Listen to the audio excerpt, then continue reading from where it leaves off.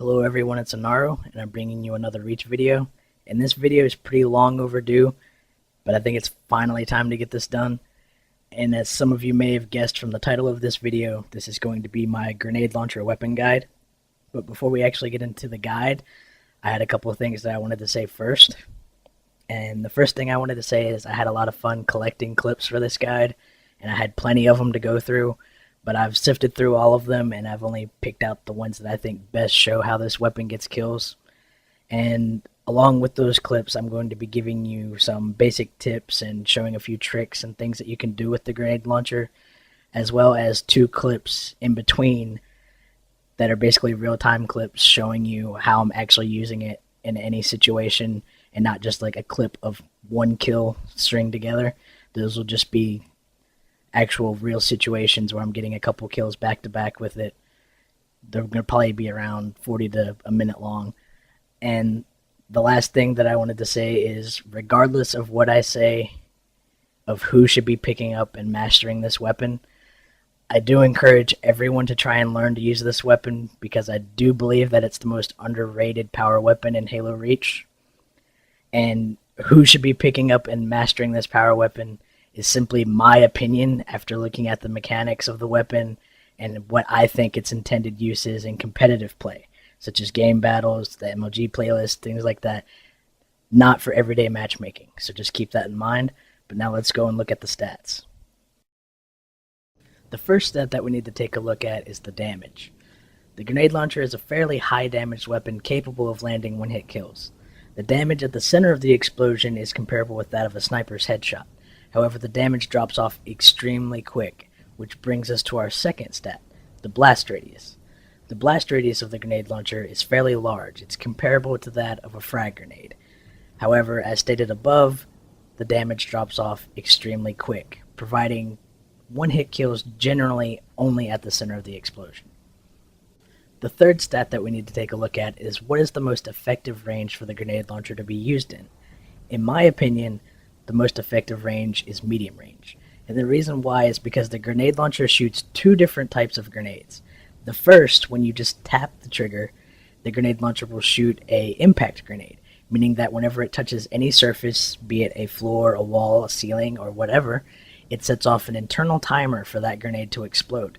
The other grenade that you can shoot is known as an EMP grenade, which most people shoot, and I personally prefer the EMP grenades. That is whenever you pull the right trigger and you hold it down. This lets you manually detonate the grenade at any time. However, there is a 1 second internal cooldown for this grenade. Whenever you shoot a manually detonated grenade, it has to be live for at least 1 second before you can force it to detonate. Medium range provides plenty of time for this 1 second internal cooldown to go off, so you can pretty much detonate your grenades whenever you want them every time. However, you can still use the grenade launcher at close range, even though medium is the preferred. At close range, you can do things like bouncing it off of walls and floors to give it more time for the 1 second internal cooldown, or you can simply dead on hit somebody with an impact grenade. The impact grenade generally has a timer that goes off whenever it hits a surface, but if you happen to hit an enemy player dead on with a regular impact grenade, it will blow up immediately, causing a kill no matter where on the body that you hit them. The next thing to look at with the grenade launcher is the weapon's special effect. And of course, the special effect of the grenade launcher is the EMP grenade. Now, it has a couple of uses, but the main two uses for the EMP grenade are disabling enemy shields, and also you can disable vehicles with it. But there is also another little hidden gem with the EMP grenade that most people don't actually know about. And that is, on maps like Affinity and in places like Firefight, sometimes you'll run into those energy shields. And a lot of people like to hide behind them when they're one-shot. And of course you can see them, but you cannot shoot them.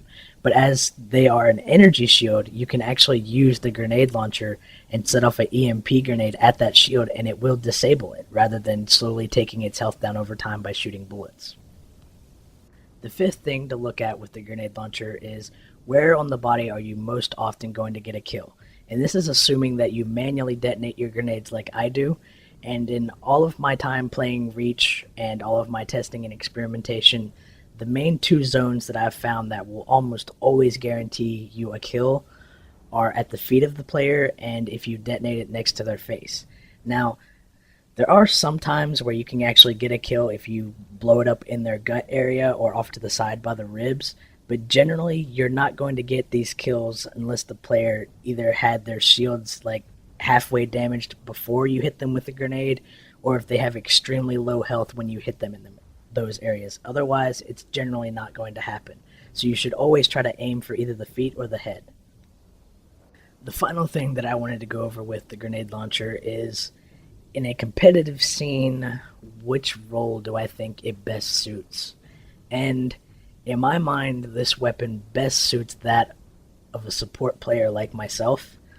And the reason why is because the grenade launcher is capable of giving one-hit kills, but your other teammates, like your slayers, they're going to be much better off sticking with mastering the rocket launcher and the sniper rifle, because once they master those weapons, those are going to provide much more consistent one-hit kills than the grenade launcher will. And the main reason that the grenade launcher, in my mind, is inconsistent is because you have two very small areas to hit, and that is the feet and the head.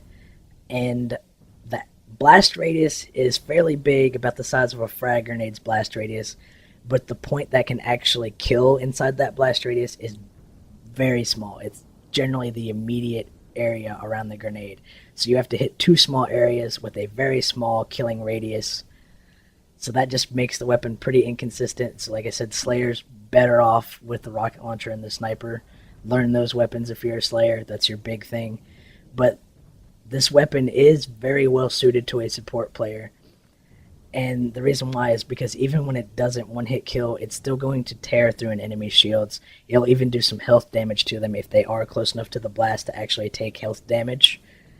And, I mean, the main jobs of a support player are basically to weaken as many enemies as possible, which the grenade launcher is very good for. You can take somebody's shields out extremely fast.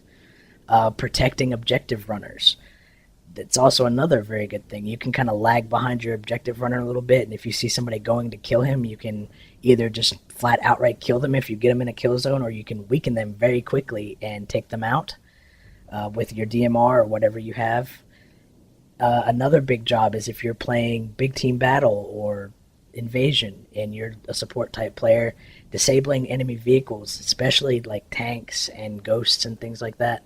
That's another one of your things that you should prioritize, and the grenade launcher can be used to do that. Using an EMP grenade will disable vehicles. And the last thing is cleaning up kills. That is the other thing that a support player should really focus on, is cleaning up kills that your other teammates are not able to finish off. And the grenade launcher can be used very effective in that as well, because say you're in a situation where one of your slayers dies with a sniper rifle, and the enemy is hiding around a corner one shot with that sniper rifle. And you know as soon as his shields come back, he's coming out to try to snipe somebody. But if you have a grenade launcher, you can bank an EMP grenade off a wall to go around that corner and take him out while he's still weak.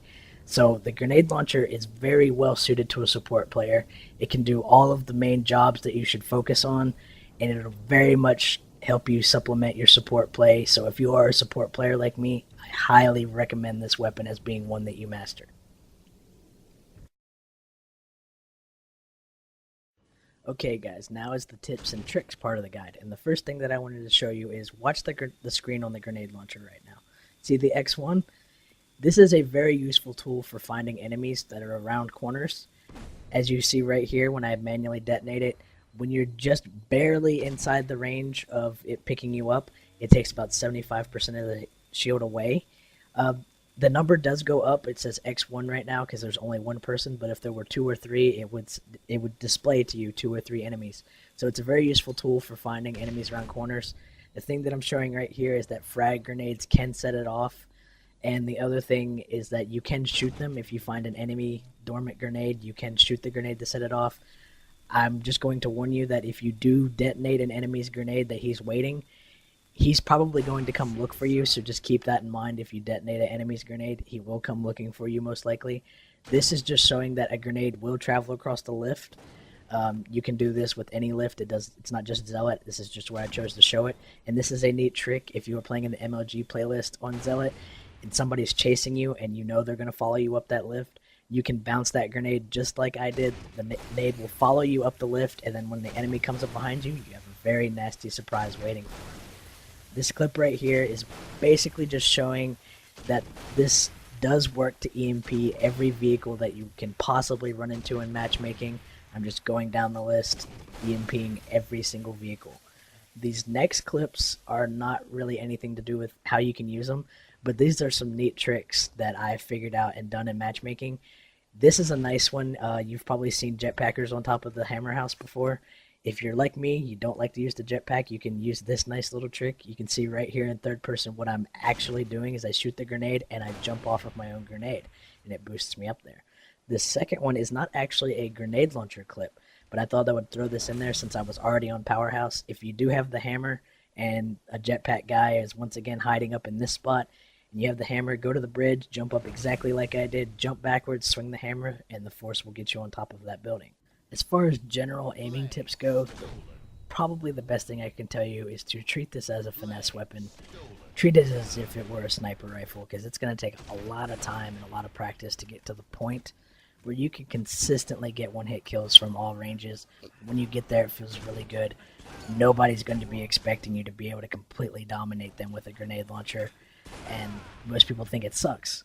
But like I said, I believe this to be the most underrated power weapon in all of Reach. Getting good with this weapon was probably only shadowed by getting good with the sniper rifle. But everybody knows the sniper rifle to be the bread and butter of Halo. It is the king. Everybody wants to be good with it. But as far as practicing with this weapon, probably the fastest way to get good with it and the best practice would be to get, 3 or 4 friends, go into a custom game, play on a smaller map like Zealot, and give everybody grenade launchers with either bottomless clip or infinite ammo, so you never have to worry about ammo. And just practice from all different angles. Practice shooting down at targets, practice shooting up at targets, practice shooting moving targets, from the sides, just any conceivable situation that you can think of that you may run into in matchmaking, practice for that. And eventually you'll see how the weapon reacts. How severe the drop is at this distance, and once you start to do it a whole lot and you get used to it, you will actually get to the point where you can say, okay, I'm at this distance, this guy's right here, this is the height difference between me and him, and I need to put it right here to get that kill. And you'll be able to do that within a fairly low percentage of error, and it feels really good when you get to that point. As far as basic aiming tips, like the very basic that I can tell you is if you're on level ground with your opponent, neither one of you have a height advantage, aim for the gut with the circle reticle and fire, and that will generally land it at his feet. If you're going for the headshot, aim it about an inch to an inch and a half above his head, and that'll land it somewhere around the collarbone, which still counts as within the head hitbox. Also, if you're shooting at a moving target, you're going to have to lead it like you would a rocket. And jumping helps. It's not really any tactical advantage, but you'll see me jumping in a lot of these clips. And basically, it just helps with people that don't have steady aim. If you don't have steady aim and you already have the grenade, display in the general area of where it needs to go, you just need more height, just jump. And it really will help you get the height that you need. But that's really all I can give you for basic tips. A lot of it is just, going in and practice, and it'll come instinctually. Practice makes perfect, definitely, with this weapon. But this is pretty much the end of the guide.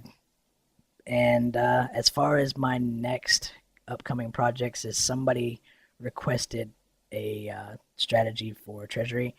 I'll probably have to do that in Forge World and pull out some theater magic. I don't go into Team Slayer a lot, like the regular Team Slayer, just because of the armor lock, so I generally don't go in there unless I'm with friends. So I'll probably have to do that in Forge, but that's the next thing I got up on my list. After that is another critique gameplay, but that's all I really have set in stone right now. But please, if you guys enjoyed this video, I would really appreciate it if you would give it a thumbs up, because it helps the channel grow. And that's pretty much it for me, guys. I'm going to go lay down now. Peace.